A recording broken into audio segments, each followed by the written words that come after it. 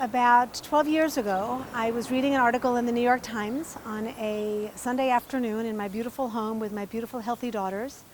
And I was stopped by what was a profoundly disturbing photograph of a young girl lying on a bare mattress, eating a chicken neck and pasta on a paper plate.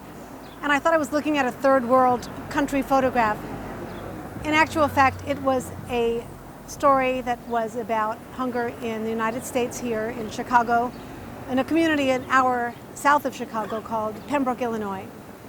And I just was very moved and stood up, said I have to do something, and began a campaign to find out who that girl was and how I could help.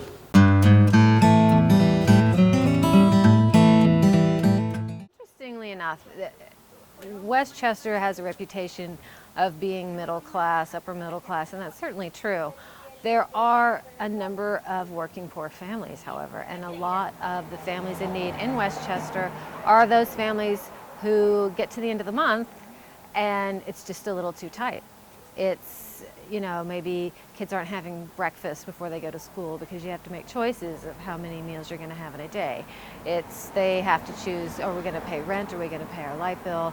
They're getting by, but just barely. I run an after-school program here in Hastings, and I have lots of families sort of at my disposal to share stories with. I told them all what was going on, and they jumped on board and said, we want to do this too. I contacted the pastor in a church in the community and the writer that wrote the story in the Times, and sort of linked in with the people that knew how we could get in there and do some good. Contacted FedEx, asked them if they'd like to ship some boxes of food every month. They said sure, they'd do it for free, which was amazing. And we just went shopping, packed up some boxes, wrote a letter, stuck it in the box, and sent it to the family we linked ourselves up with.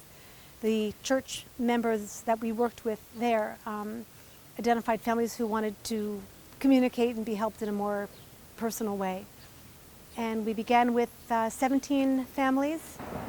And then the New York Times did a story about me, and we turned ourselves into an organization that had a national reach. I was matched with a family in Dobbs Ferry, and it was actually my family was paired with another family here in Hastings who also wanted to donate. So in our situation, every other month one of us would donate. In this situation, we donated a gift card to the local Stop and Shop, and that was then delivered to a family in Dobbs Ferry.